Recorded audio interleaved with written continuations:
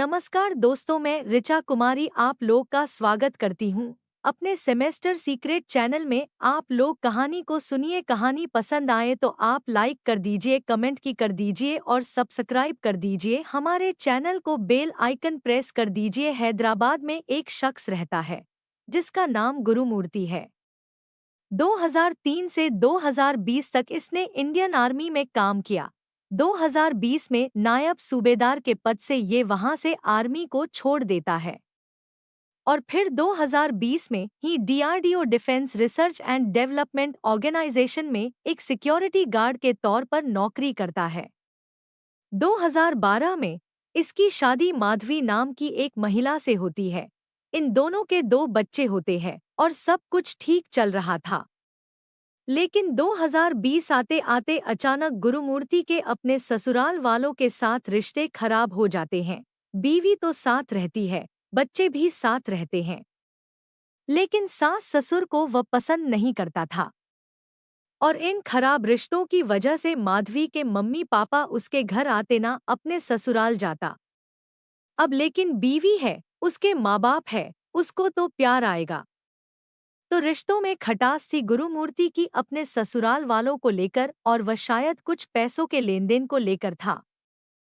सब कुछ ठीक चल रहा था, लेकिन अचानक 16 जनवरी की सुबह माधवी घर से गायब हो जाती है। गुरुमूर्ति की बीवी अब गायब हो जाती है, लेकिन गुरुमूर्ति पुलिस में रिपोर्ट नहीं लिखवाया था। इधर माधवी अपने माँ बाप को फोन किया करती थी एक टाइम कि हम ठीक है, बच्चे ठीक है, गुरुमूर्ति ठीक है, लेकिन 16 को फोन नहीं किया। घर वाले परेशान। 17 को फोन नहीं किया और परेशान। अब दामाद से बात तो होती नहीं है, बातचीत बंद है। तो 18 को वह इधर उधर से पहले चेक करवाते हैं दामाद के जरिए कि कहाँ है। तो एक चाचा है गुरुमूर्ति के, वो चाचा से पता चलता है उनको कि गुस्से में झगड़ा हुआ और घर छोड़ के चली गई। माँ बाप को फिक्र हुई, वो 18 जनवरी को हैदराबाद पहुंच गए। हैदराबाद पहुंचने के बाद वो पुलिस में जाकर रिपोर्ट लिखवाते हैं और उसके बाद पुलिस वाले भी हैरान कि बीवी गायब है, पति तो खुद नहीं आ रहा, माँ बाप आ रहे हैं। अब पुलिस इसको बुलाती है और पूछताछ करती है तो बयान यह देता है कि पोंगल के मौका पर उसकी माँ के जाना चाहती थी। मेरा रिश्ता खराब है ससुराल वालों से, तो मैं नहीं चाहता था कि वह अपने माँ बाप के पास जाए या मेरे बच्चे जाए, तो मैंने उसे मना किया। इस पर वह भड़क गई। फिर दोनों में झगड़ा हुआ और उस झगड़े में वह घर छोड़कर चली गई। अब पुलिस ने मामला दर्ज किया मिसिंग का और उसका यह बयान लिया, उसके माधवी के माँ बाप का बयान लिया। पर शाम होते होते 18 जनवरी को अचानक गुरुमूर्ति का चाचा पुलिस के पास पहुंचता है और कहता है कि साहब, मुझे अभी गुरुमूर्ति से बात हुई और उसने एक अजीब सी लाइन बोली। उसने बोला क्या? उसने गुरुमूर्ति ने कहा कि माधवी कहीं गायब यब नहीं हुई, मैंने उसे मार डाला और मारने के बाद लाश को ठिकाने लगा दिया। अब गुरुमूर्ति का सगा चाचा पुलिस को यह बयान दे रहा है। पुलिस ने फौरन गुरुमूर्ति को उठाया और पूछताछ की। उसने कहा, हाँ, मैंने अपने चाचा को यह बताया था और मैंने मार दिया, मुझे गुस्सा था, मैंने मार दिया। तो उसने कहा कि अच्छा, कैसे मारा, क्या मारा? तब उसने पहली कहानी सुनाई। उसने बताया कि 16 जनवरी की सुबह उसने गुस्सा आया, उसने उसका सर दीवार पर दे मारा। मारने के बाद उसे डर लगा लाश का, क्या करूं? तो फिर मैंने बाथरूम में उसके छोटे छोटे टुकड़े किए, उनको कुकर में उबाला और फिर हड्डियों को बर्नर पर जलाया, फिर उनको ग्राइंड किया और सारी चीजों को ले जाकर शाम को या रात को पास की एक लेक है, एक नदी है, घर से 1 किलोमीटर की दूरी पर, वहां बहा दिया। अब जब यह कहानी आई तो पुलिस ने तफ्तीश की, लेकिन ना घर से कोई सुराग मिला, ना लेक से कुछ मिला। और अब पुलिस जब मिला नहीं, अब उसकी कहानी या चाचा को उसने बताया तो सिर्फ उसकी कहानी के हिसाब से तो केस दर्ज होगा नहीं, क्योंकि कातिल बेशक है, दोनों सूरत होती है। कहता मैं बेकसूर हूँ तो भी पुलिस नहीं मानती और एक कहता है जी मैं नहीं किया तो भी पुलिस नहीं मानती। वजह यह है कि दोनों ही सूरत में सबूत चाहिए, फर्क इतना है। जो बेकसूर कहे उसको खुद साबित करना, और जो कहे कि मैंने किया वो पुलिस को साबित करना पड़ता है। तो अब उसने तो कह दिया, लेकिन अब पुलिस के पास सबूत नहीं। जब सबूत नहीं तो कैसे मर्डर का मुकदमा दर्ज करें, कैसे उसको अरेस्ट करें ऑफिशियल, क्योंकि ऑलरेडी वो डिटेंड है, पुलिस हिरासत में है। पुलिस ने कहा चलो यह नहीं बोलेगा, सबूत हम ढूंढते हैं। सबूत ढूंढने में पुलिस लग गई। 18 जनवरी से अब सबूत ढूंढ रही है, घर का कोना कोना छान मार रही है। गोताखोरों को तालाब में उतार दिया, कुछ नहीं मिला। पुलिस कहती है कि चलो अब तुम्हारे खिलाफ एक सबूत मिल गया है, अब तुम्हें हम ऑफिशियल अरेस्ट कर रहे हैं और माधवी की मिसिंग की कंप्लेंट को मर्डर के केस में तब्दील कर रहे हैं। अब पुलिस ने जब उस सबूत के बारे में बताया तो फिर गुरुमूर्ति को भी लग गया कि अब सच बोलने के अलावा कोई रास्ता है नहीं, क्योंकि सच्चाई पुलिस ने तलाश कर ली है। तो इसी के बाद अब गुरुमूर्ति पहली बार सच बोलता है, और जब सच बोलता है तो फिर पूरी एक दूसरी कहानी सामने आती है। और इस कहानी के साथ ही यह भी सामने आ जाता है कि यह कत्ल अचानक गुस्से में नहीं हुआ, यह सिर्फ पोंगल जाने की वजह से नहीं हुआ, यह एक प्री प्लान मर्डर था। और मर्डर के बाद लाश को कैसे ठिकाने लगाना है, यह भी प्री प्लान था। तो गुरुमूर्ति ने इसके बाद अब ऑफिशियल अरेस्ट होगा। तो कहानी कुछ यूं है। 14 तारीख को पूरे देश में मकर संक्रांति थी, साउथ में से पोंगल के रूप में मनाते हैं, वहां लगभग 4-5 दिनों तक मनाते हैं।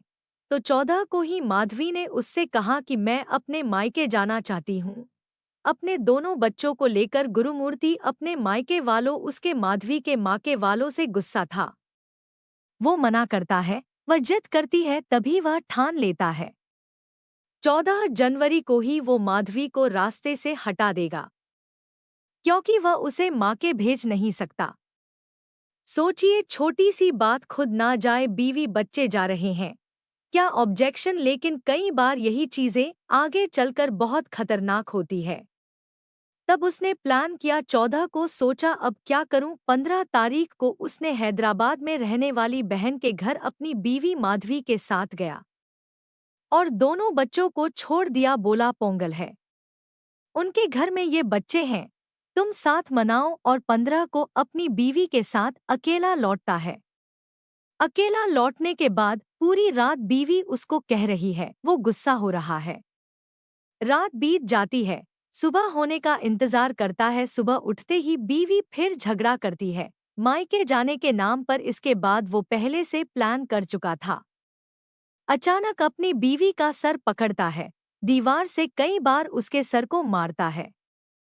चूंकि गुरुमूर्ति कद काठी से बहुत मजबूत, आर्मी में रह चुका मजबूत आदमी था, हाइट यह सब भी ठीक थी, तो इतने फोर्स के साथ वह सर मारता है कि उसे पता है कि यह मर जाएगी। थोड़ी देर के बाद जब कई बार सर को दीवार से टकराता है और उसे यकीन हो जाता है कि वह मर गई। तब सुबह के 8 बजे थे। इसके बाद अब वो उस जगह के, उस दीवार के खून को साफ करता है, डेड बॉडी को उठाकर बाथरूम में ले जाता है। और लगभग यह सब कुछ 8 बजे हुआ। अब 8 बजे से लेकर अगले पौने घंटे तक वो घर में बैठा रहता है और बाकी चीजों की अब तैयारी करता है। सुबह के अब 10 बजते हैं। 10 बजे वह चाकू लेता है, बाथरूम में जाता है, पानी भरता है बाल्टी में, और एक उसके घर में पेंट का, हर घर में जब पेंट होता तो बड़े बड़े बकेट होते हैं जिसमें आप पेंट लाते हैं। तो एक बड़ा सा पेंट का बकेट था, उस पेंट के बकेट में वह पानी डालता है, और जो पानी गर्म करने वाला हीटर होता है, जो इमर्शन रड कहते हैं, जिसे वह इमर्शन रड उसमें डाल देता है। उस बकेट में पानी एकदम गर्म हो जाता है। अब वह बाथरूम में बैठकर लाश के छोटे छोटे टुकड़े करता है। सबसे पहले वह लाश के 4 टुकड़े करता है, दोनों हाथ अलग करता है, दोनों पैर अलग करता है, सर धड़ से अलग करता है। यह सब करने के बाद अब वो लाश के छोटे छोटे टुकड़े करता है। उन टुकड़ों को बारी बारी से वो जाकर उस इमर्शन रड से जो पानी खोल रहा था उसमें डालता जाता है, ताकि वह नर्म हो जाए। यह सब करने के बाद जब सारे टुकड़े हो गए तो फिर उसे आया कि अब बोनस का क्या करे, तो स्टोव जलाता है, बड़े वाले बर्नर पर उन्हें रखता है, खिड़कियां खोल देता है, दरवाजे खोल देता है ताकि स्मेल ना जाए, और कुछ परफ्यूम पहले से रखा हुआ था ना, वह भी मारता है। फिर वो जब बुरी तरह से जल जाता है तब उसे ग्राइंड करता है। फिर उसका वो एक तरह से ग्राइंड करने के बाद चूरा हो जाता है। फिर उनको और जो लाश के छोटे टुकड़े थे उनको भी थोड़ा ग्राइंड करता है, जो कुछ बड़े थे, और ले जाकर बाथरूम में फ्लश कर देता है। अब बाकी बचे टुकड़े उनको एक पॉलीथिन में भरता है और पॉलीथीन में भरने के बाद अंधेरा होने का इंतजार करता है। तब तक शाम के 6 बज चुके थे। सुबह 10 बजे से लेकर शाम 6 बजे तक और 8 बजे उसने कत्ल किया। यानी कि 10 घंटे तक वो सिर्फ इन्हीं कामों में लगा रहता है। 10 घंटे तक वह सारी चीजें करने के बाद शाम को टुकड़ों को फेंक देता है, और जो बाकी ग्रहण किया था उसके भी कुछ अंश थे वो सब फेंक देता है। फेंकने के बाद यह करीब 7 बजे घर लौटता है। 7 बजे घर आने के बाद सबसे पहले यह पूरा बाथरूम साफ करता है। यह फिनाइल और बाकी चीजें लेकर आया था। फिनाइल से पूरे बाथरूम के उसकी दीवारों को, बकेट को, जग को, नल को सब साफ करता है। इसके बाद बर्नर को बाहर निकालता है। वो पूरा स्टोव साफ करता है। फिर उस चाकू को जिससे टुकड़े किए उसे धोता है। फिर पूरे घर को धो डालता है और वो सारा फिनाइल डालकर एक एक कोना और कई कई बार धोता है। सब धोने के बाद फिर परफ्यूम डालता है, खिड़कियां खोल देता है, और इन सारे कामों में उसे करीब 2 से ढाई घंटे लगे। इसके बाद 9:30 के आसपास वो घर से निकलता है, अपनी बहन के घर जाता है, दोनों बच्चों को लेता है और घर लौटते हैं। उसी घर में जिस घर में उन दोनों बच्चों की मां का सुबह उसने कत्ल किया, और अगले 10 घंटे तक उसकी मां के टुकड़ों के साथ ये दरिंदगी की। अब बच्चे जब घर आते हैं तो पूछते हैं मां कहाँ है। वो बताता है कि मां अपनी एक दोस्त के पास गई है, पोंगल का त्योहार में उसने बुलाया है, 2-4 दिन में आ जाएगी। बच्चे भी मासूम, उन्हें लगा बाप सही कह रहा है। इसके बाद वो उन बच्चों को सुला देता है। खाना वो अपनी उसकी बहन के घर से खाकर आए थे, और फिर यह भी आराम से सो जाता है। कोई फिक्र नहीं, कुछ नहीं, जैसे कुछ हुआ ही नहीं। नेक्स्ट डे उठता है, फिर बच्चों को नॉर्मल उठता है, उनको बाथरूम भेजता है, उनके लिए ब्रेकफास्ट बनाता है, उनको खाना खिलाता है। यानी अब 17 जनवरी की तारीख पूरा दिन नॉर्मल निकाल देता है। बच्चे भी अब इस यकीन के साथ है कि माँ 2-4 दिन बाद लौटेगी। फिर 18 जनवरी की तारीख आती है, तब भी बच्चे नॉर्मल वो घर में, लेकिन उधर वहां से कई किलोमीटर दूर माधवी के माँ बाप फिक्रमंद थे, क्योंकि माधवी का रूटीन था कि वो एक बार कॉल जरूर करती थी, और 2 दिन हो गए फोन नहीं आया। तब उन्होंने एक कॉमन फ्रेंड के जरिए पूछा माधवी कहाँ है। जिसने गुरुमूर्ति से पूछा, उसने कहा कि वो कहीं फ्रेंड के यहाँ गई है। लेकिन उन्हें डाउट हुआ, क्योंकि कभी वो अपने बच्चों को छोड़कर अकेले नहीं गई, जहां भी जाएगी बच्चों को लेकर जाएगी। तो वो आ गए। उसके बाद पुलिस में रिपोर्ट लिखाई। जब रिपोर्ट लिखाई तो पहली बार गुरुमूर्ति को लगा कि अब पुलिस मिसिंग रिपोर्ट के बाद माधवी को ढूंढेगी, और ढूंढेगी तो कहीं ना कहीं दिल में चोट था, उसे लगा पकड़ा जाए। उसने एक चाचा को भी चुपके से कहा 18 जनवरी को ही कि कुछ ढूंढने उड़ने का फायदा नहीं है, मैंने माधवी को मार दिया। पहले चाचा को लगा कि मजाक कर रहा है। उसने कहा मैं सीरियस हूँ, मैंने मार दिया, और तो और पुलिस को जिंदगी में कभी लाश भी नहीं मिलेगी। अब चाचा से उसने यह बात कही, और उसे पता था कि चाचा शायद किसी को नहीं बताएगा। लेकिन जिस तेवर से गुरुमूर्ति ने यह बात बताई, चाचा को लग गया कि यह जो कह रहा सच कह रहा है। अब चाचा को यह लगा वो भी एक कानून के मतलब पालनहार की कल को यह भेद खुलता और गुरुमूर्ति पुलिस को बताए कि मैंने तो चाचा को पहले ही बता दिया था, तो चाचा भी अंदर जाएंगे।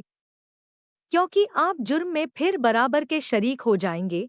120 साजिश के तहत आप भी उसमें शामिल माने जाएंगे।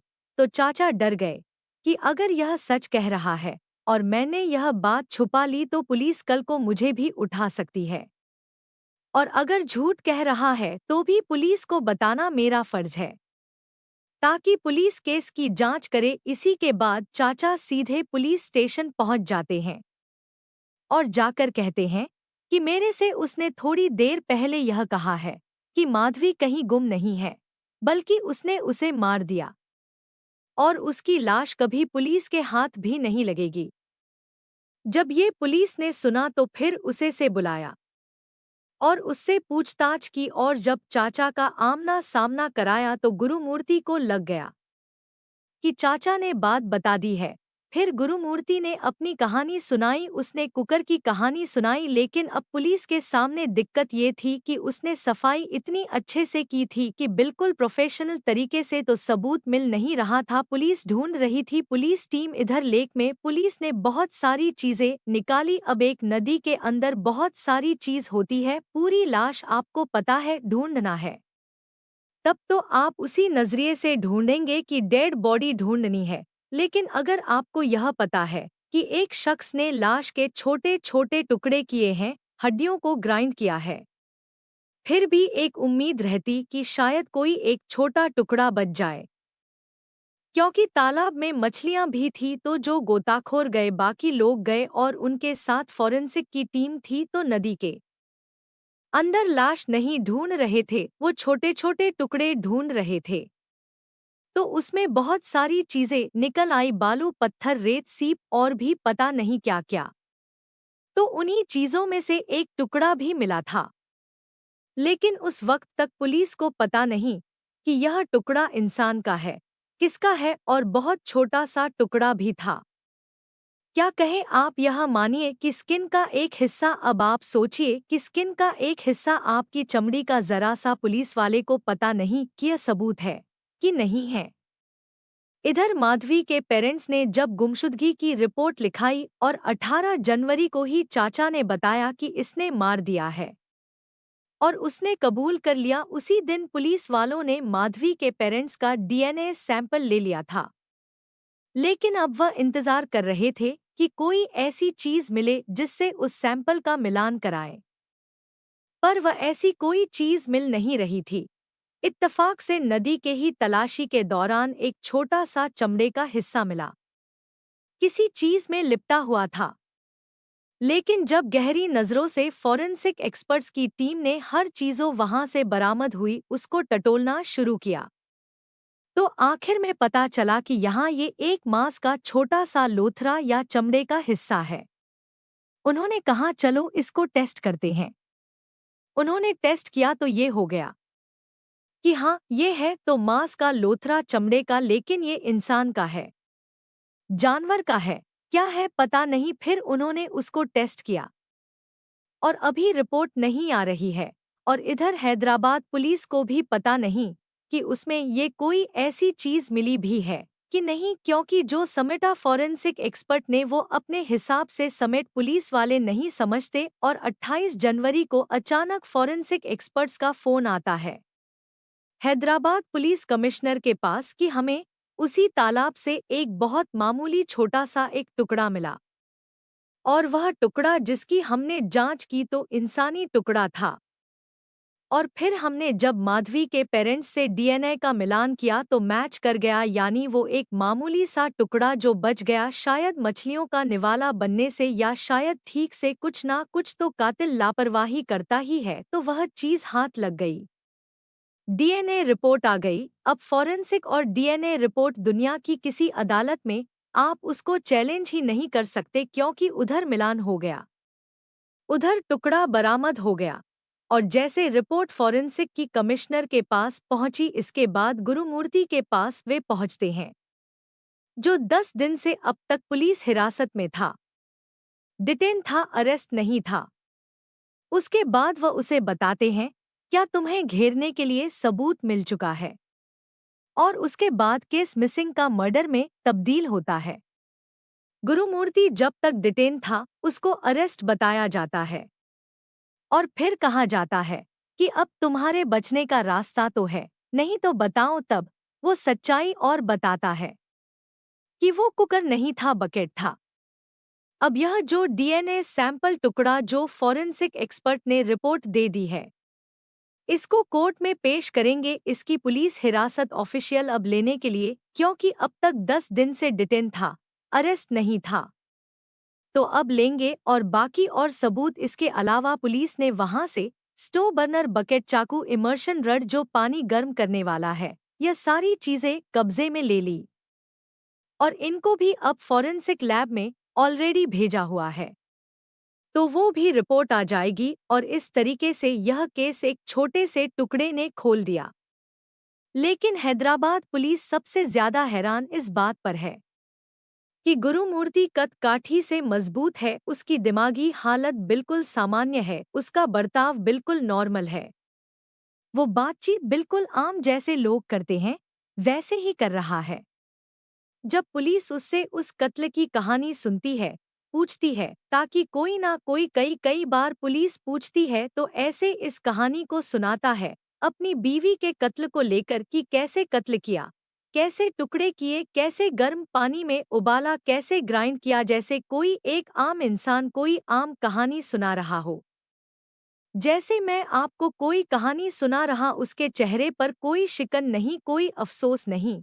और सबसे बड़ी बात यह कि पुलिस ने उसे जब पूछा कई बार कि सब तो हो गया, तुम्हें कुछ अफसोस है, उसका चेहरा बंद है। खुद कमिश्नर की लाइन है रिकॉर्ड पर, कैमरे पर, कि गुरुमूर्ति को अपने किए क्या रत्ती भर भी अफसोस नहीं है, उसे जरा भी अफसोस नहीं है कि उसने अपनी बीवी का अपने हाथों से कत्ल किया। उसे जरा भी इस बात की फिक्र नहीं है, अफसोस नहीं है कि कत्ल करने के बाद उसने लाश के साथ क्या किया। इस दुनिया में ऐसे भी कई लोग होते हैं और ऐसे लोगों को मेरा मानना है जिन्हें परवाह तक नहीं, जिन्हें फिक्र नहीं, जिनके इमोशन, जिनकी सारी चीजें मर जाती है। वैसे भी जो कत्ल करता है फिर वो इंसान की कैटेगरी में नहीं रहता, क्योंकि अपने जैसे किसी इंसान की जान लेना आम इंसान की बात हो ही नहीं सकती। फिर वह किसी और जोन में ही चला जाता है और ऐसे लोगों को वाकई सख्त से सख्त